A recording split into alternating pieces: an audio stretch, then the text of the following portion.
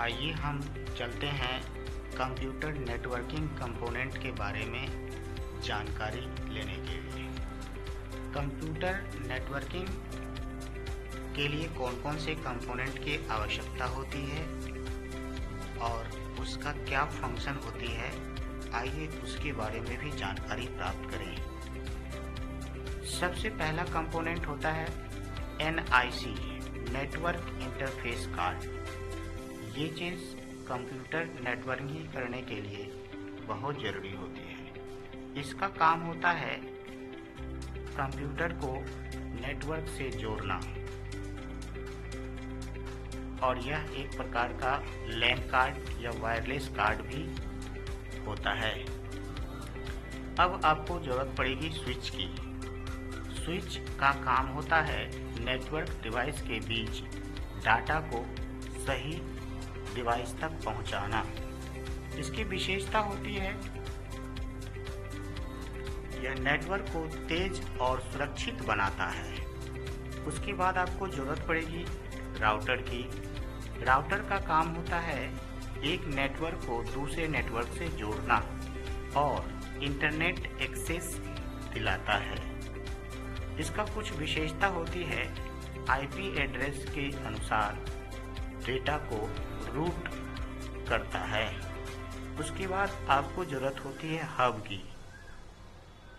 इसका कार्य होता है एक ही नेटवर्क में कई डिवाइस को जोड़ता है, लेकिन ब्रॉडकास्ट करता है। इसकी कुछ कमजोरी है कि यह स्मार्ट नहीं होता, सभी डिवाइस को भेजता है। उसके बाद आपको ज़रूरत पड़ती है मोडेम की। मोडेम का कुछ कार्य होता है डिजिटल डेटा को एनालॉग सिग्नल में बदलना। उसके बाद आपको ज़रूरत होती है एक्सेस पॉइंट की।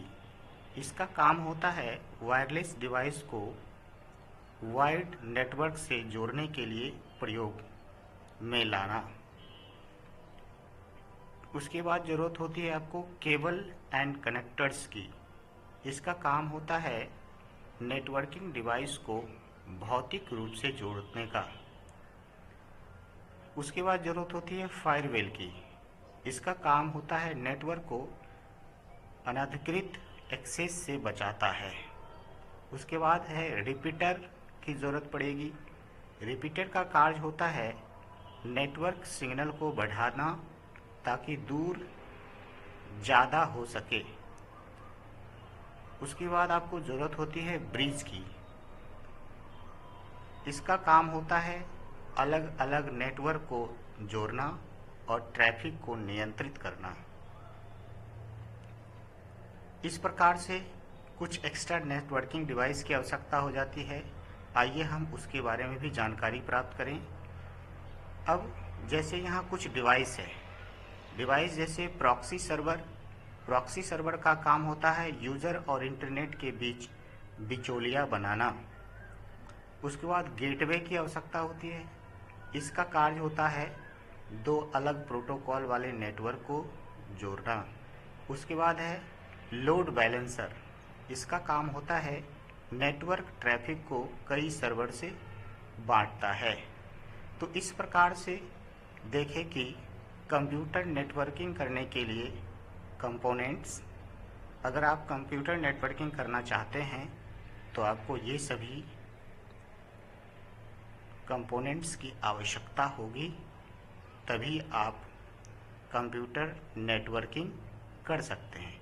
कंप्यूटर नेटवर्किंग का मतलब ही होता है कंप्यूटर को नेट से जोड़ना है, यानी एक कंप्यूटर या दो कंप्यूटर या फिर दो से अधिक कंप्यूटर को जोड़ने के लिए कंप्यूटर नेटवर्किंग प्रोसेस को करना पड़ता है, जिससे आप कई कंप्यूटर को एक साथ जोड़ सकते हैं और इंफॉर्मेशन को शेयर कर सकते हैं।